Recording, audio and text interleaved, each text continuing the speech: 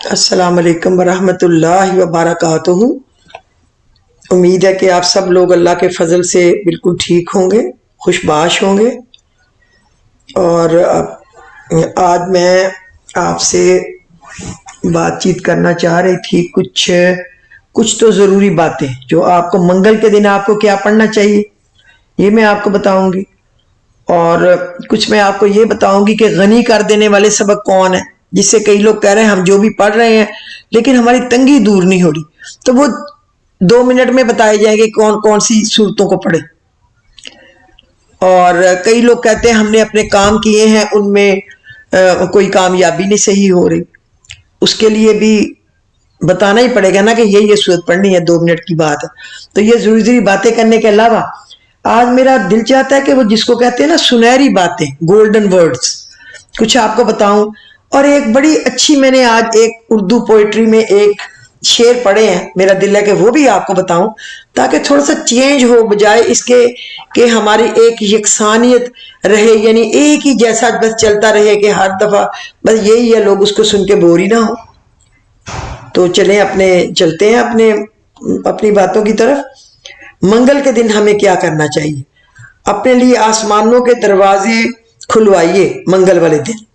رسول اللہ صلی اللہ علیہ وسلم نے فرمایا جو بندہ دل کے اخلاص سے کہے لا الہ الا اللہ، اس کے لیے لازماً آسمانوں کے دروازے کھل جائیں گے، یہاں تک کہ وہ کلمہ عرش الہی تک پہنچے گا، بشرطی کہ وہ آدمی کبیرہ گناہوں سے بچتا رہے۔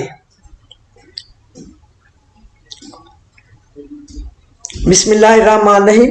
ان اللہ و ملائکتہ یصلون علی النبی یا ایھا الذین آمنوا صلوا علیہ وسلموا تسلیما، بے شک اللہ اور اس کے فرشتے نبی آخر صلی اللہ علیہ وسلم پر درود و سلام بھیجتے ہیں، اے ایمان والو تم بھی ان پر درود و سلام بھیجا کرو۔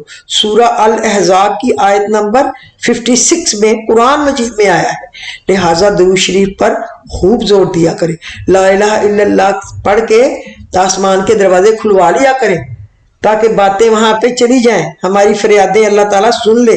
پتہ نہیں ہمارے پاس کتنا ٹائم رہ گیا، دن چڑھتا ہے اور عصر ہو گئی تو سمجھو دن گیا، ایک دن پھر ختم۔ تو اسی طرح ہماری زندگی کی اثر ہو گئی ہوئی ہے، زیادہ ٹائم گزار دیا، تو اب ہمیں چاہیے دل لگا کے اللہ کی طرف جائے۔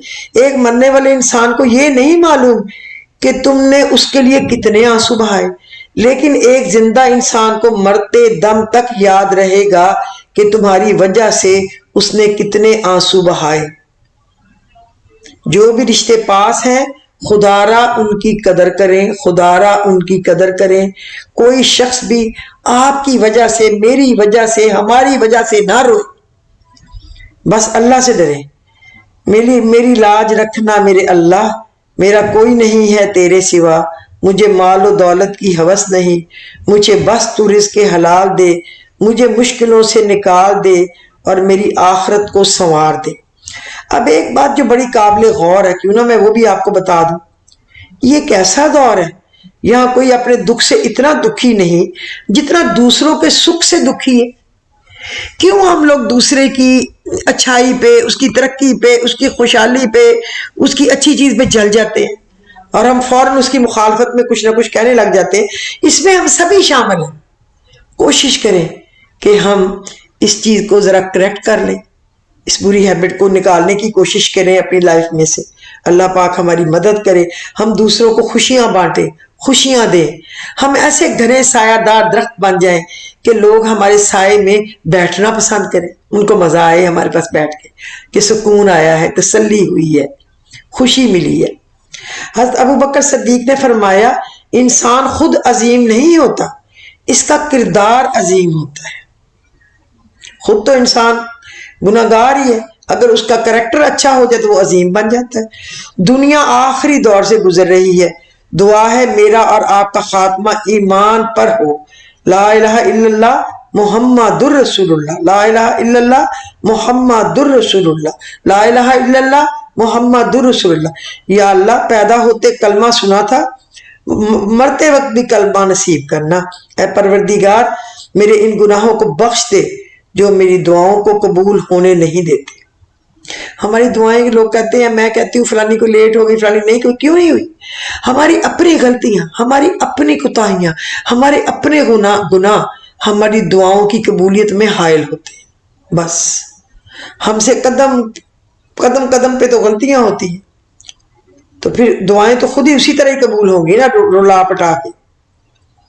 پانی زیادہ پیا کریں، پانی عاجز ہوتا ہے، مٹی سوکھ جائے تو اکڑ جاتی ہے، اکڑ پہ پکڑ ہے، اکثر تو اکڑ تو مردے میں ہوتی ہے، زندگی عاجزی ہے، تو اپنے آپ میں عاجزی پیدا کریں، جھکے رہیں، اپنے آپ کو یہ نہ سمجھے میں پتہ نہیں کیا ہوں، پتہ نہیں کیا ہوں کہ گردن مروڑنے میں بس اس کا ایک اشارہ ہی ہے۔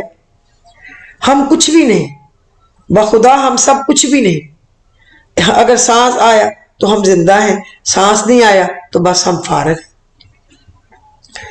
آزمائش کی سختی اور بدبختی کی گرفت اور دشمنوں کے ہنسنے سے اللہ کی پناہ مانگا کیجیے ہر وقت۔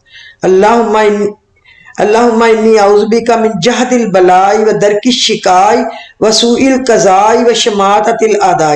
ہر نماز کے بعد یہ 11 دفعہ پڑھ لینا چاہیے، اور ویسے اگر آپ تسبیح پڑھ سکے کسی ٹائم تو بہت ہی اچھی دعا ہے۔ اللہم انی اعوذ بک من جہد البلاء و درک الشقاء و سوء القضاء و شماتۃ الاعداء۔ اے میرے پیارے اللہ، میں تیری پناہ لیتی ہوں یا لیتا ہوں آزمائش کی سختی، بدبختی کی گرفت سے، اور اس بات سے کہ مقدرات کے فیصلوں سے میرے دل میں تنگی پیدا ہو، اور دشمنوں کی ہنسی اڑانے سے پناہ مانگتا ہوں۔ وہ خسارہ ہمیشہ یاد رہتا ہے جو کسی کے ساتھ مخلص ہو کر کھایا جائے۔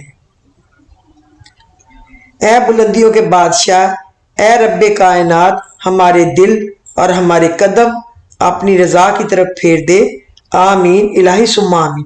دل سے دعا ہے، آپ جن دعاؤں کے لیے ہاتھ اٹھائیں فرشتے فوراً انہیں عرش الہی تک لے جائیں، اور آپ کے ہاتھ گرانے سے پہلے وہ دعائیں قبول ہو جائیں۔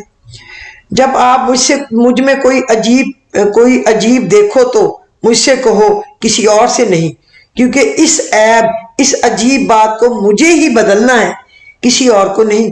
مجھ سے کہو گے تو نصیحت کہلائے گی اور اجر لکھا جائے گا، کسی اور سے کہو گے تو غیبت کہلائے گی اور گناہ لکھا جائے گا۔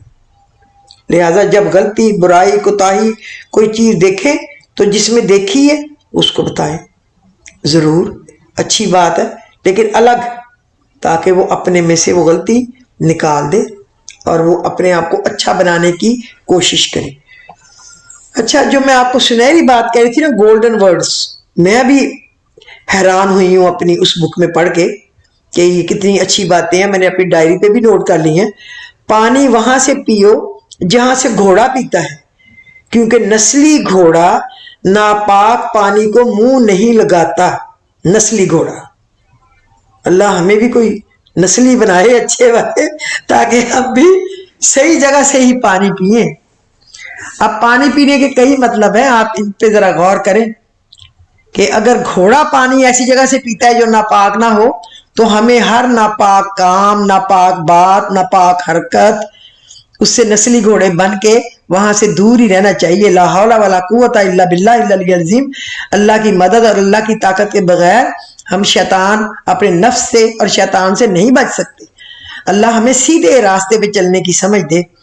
سکون سے سونا ہو تو اپنا بستر، اپنی چرپائی، اپنا بیڈ وہاں لگائیں جہاں بلی سوتی ہے، کیونکہ بلی ہمیشہ پرسکون جگہ کا انتخاب کرتی ہے۔ پھل وہ کھاؤ جس کو کیڑا کھائے بغیر چھو کر گزرا ہو۔ کیڑا صرف پکے پھل کو ہی تلاش کرتا ہے، کیڑا ہی نہیں، ہر کوئی جس کو نظر آئے کہ یہ تیار پھل ہے، یہ جلدی سے میں کھا سکتا ہوں، حاصل کر سکتا ہوں، اس پہ ہر ایک کا ہاتھ جاتا ہے۔ لہٰذا اپنے آپ کو، اپنے کریکٹر کو، اپنی عادتوں کو، اپنے خیالات کو ایسے بنائیں کچے پھل کی طرح مضبوط، جس کے پاس سے کیڑا بھی گزر جائے، کھانے کی، اس کے اندر گھسنے کی جرات نہ کرے۔ گھر اس جگہ بناؤ جہاں اژدہا دھوپ سینکنے کنڈلی مارتا ہو، کیونکہ اژدہا استراحت کے لیے وہ جگہ منتخب کرتا ہے جو مضبوط اور پختہ ہو اور سردیوں میں گرم اور گرمیوں میں ٹھنڈی ہو۔ یہ جگہ صحیح ہے۔ میں نے جب یہ پلاٹ لیا ہے نا تو یہاں پہ ایک اژدہا رہتا تھا۔ اب میرا گھر بنے ہوئے 30 سال ہو گئے ہیں لیکن وہ اژدہا یہاں رہتا ہے۔ اتنا لمبا ہے کہ آپ اس کے فٹ ناپ سکتے ہیں نہ گن سکتے ہیں، لیکن نہ ہم نے اس کو کبھی کچھ چھیڑا ہے نہ اس نے ہمیں کبھی کچھ کہا ہے۔ اللہ کا شکر ہے۔ اللہ جانے وہ جن ہے، اللہ جانے وہ کوئی بزرگ جن ہے، اللہ جانے، بہرحال وہ مستی کرنے والا نہیں ہے۔ ایک دن ہمارے بہت اونچے جو تھا نا بانس اگا ہوا تھا، بہت اونچے اونچے، اس کے اوپر کنارے تک چڑھ گیا اور وہ بانس لان میں ایسے لمبا لیٹ گیا اور اژدہا بھی ساتھ ہی چپکا ہوا ہے۔ یہ تو ہم تو ہر کچھ دنوں کے بعد نظر پڑتی ہے۔ تو یہ بات صحیح ہے، جو پکا ہو، پختہ ہو، سردیوں میں گرم اور گرمیوں میں ٹھنڈا ہو، وہاں وہ رہتا ہے۔ وہ ہمارے بیسمنٹ میں، ہمارا بیسمنٹ بھی روین بیسمنٹ ہے نا، کیونکہ ہم پہاڑی کے اوپر ہیں، تو ہمارا بیسمنٹ بھی روڈ سے 16 فٹ اونچا ہے۔ تو بہرحال اس میں ایک کمرہ ہے جو ہم نے جنریٹر کے لیے روم بنایا تھا، لیکن پھر جنریٹر وہاں نہیں لگایا، اوپر لگا لیا۔ اس میں وہ اژدہا جو ہے وہ رہتا ہے۔ پانی کے لیے کھدائی وہاں کریں جہاں پرندے گرمی سے بچنے کے لیے پناہ لیتے ہیں۔ وہاں اگر آپ کھدائی کریں گے آپ دیکھیں پانی نکل آئے گا۔ یہ چیزیں نوٹ کرنے کی ہیں، پلیز آپ بھی اس کو اپنی ڈائری پہ نوٹ کرنا اور اس کو ضرورت کے تحت اس کو استعمال کرتے رہنا کہ کیا ہے۔ اگر آپ کامیابی چاہتے ہیں تو سونے اور جاگنے میں پرندوں والی روٹین اپنا لیں۔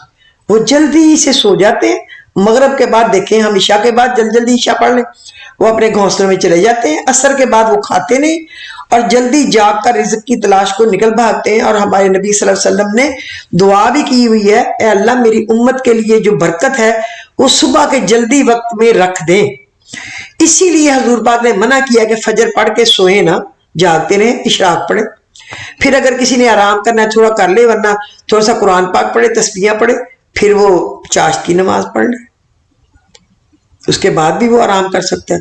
وہ نہ بھی کرے، میں اکثر نہیں بھی کرتی، کچھ بھی نہیں ہوتا، اللہ خود ہی ہمت دے دیتا ہے، طاقت دے دیتا ہے۔ اللہ کی یاد میں تو سکون ہی ہے نا، اور کیا ہے۔ یہ تھے میرے گولڈن ورڈ جو میں نے آپ کے لیے اس کتاب میں سے اپنی ڈائری پہ نوٹ کیے تھے کہ میں آج بتاؤں گی تو بہت سارے لوگوں کو فائدہ ہوگا۔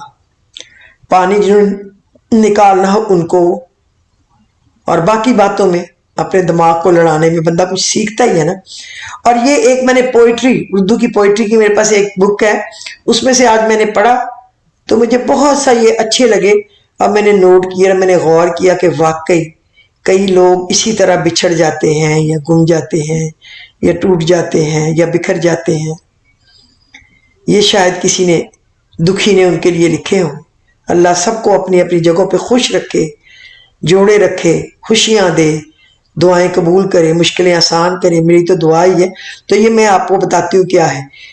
ایک مدت کی ریاضت سے کمائے ہوئے لوگ کیسے بچھڑے ہیں میرے دل میں سمائے ہوئے لوگ۔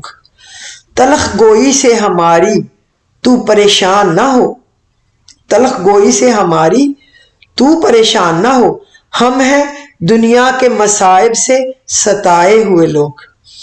اس زمانے میں میرے یار کہاں ملتے ہیں، اپنے دامن میں محبت کو بسائے ہوئے لوگ۔ اس زمانے میں میرے یار کہاں ملتے ہیں، اپنے دامن میں محبت کو بسائے ہوئے لوگ۔ تجھ کو اے دوست کبھی زیست کی تنہائی میں یاد آئیں گے ہم اجلت میں گنوائے ہوئے لوگ۔ تجھ کو اے دوست کبھی زیست کی تنہائی میں یاد آئیں گے ہم اجلت میں گنوائے ہوئے لوگ۔ ان کے رستے میں بچھا دیتے ہیں پلکیں اپنی، جب بھی ملتے ہیں تیرے شہر سے آئے ہوئے لوگ۔ یہ غنیمت ہے جو آزاد نظر آتے ہیں، خواب پلکوں کے دریچوں میں سجائے ہوئے لوگ۔ ایک مدت کی ریاضت سے کمائے ہوئے لوگ کیسے بچھڑے ہیں میرے دل میں سمائے ہوئے لوگ۔ میری سب کے لیے دعا ہے، سب کے لیے دعا ہے کہ اللہ ہر کو خوش رکھے، آباد رکھے وہ چاہے ایک چرند پرند ہو، جانور حیوان ہو، اس کی بھی خیر ہو. انسان تو اشرف المخلوق ہے. اللہ کرے میری ہاتھ سے، میرے زبان سے، میری حرکت سے کسی کو کوئی دکھ نہ پہنچے، اور اگر کبھی پہنچا ہو تو میں سب سے معافی مانگ لیتی. اللہ آپ سب کو خوش رکھے. چلیں اب ہم اپنے ان چیپٹر کی طرف آتے جو میں نے کہا تھا غنی کر دینے والے اذکار کون سے. ایک تو ہے علم نشرہ سورت، یاد رکھیں علم نشرہ لاکا صدرہ کا والی پوری. ایک سورہ والتین، والتین والزیتون وطور سینین، یہ والی سورت. تیسری سورہ نصر اذا جاء نصر اللہ، اور چوتھی سورہ اخلاص قل هو اللہ احد پوری. یہ آپ لوگوں نے بسم اللہ سمیت اول آخر درود شریف 11 دفعہ پڑھنا ہے، اور 80 بار آپ نے ان کو پڑھنا ہے، 80 بار. تو آپ غنی ہو جائیں گے، آپ کے ہر دل غنی ہو جائے گا، دماغ غنی ہو جائے گا، ہاتھ غنی ہو جائیں گے، آپ دینے والے بن جائیں گے، آپ کا رزق بڑھ جائے گا، سکون بڑھ جائے گا، برکت بڑھ جائے گی، خیر بڑھ جائے گی. 80 بار بسم اللہ سمیت روزانہ پڑھیں تو سونے پہ سہاگا ہے.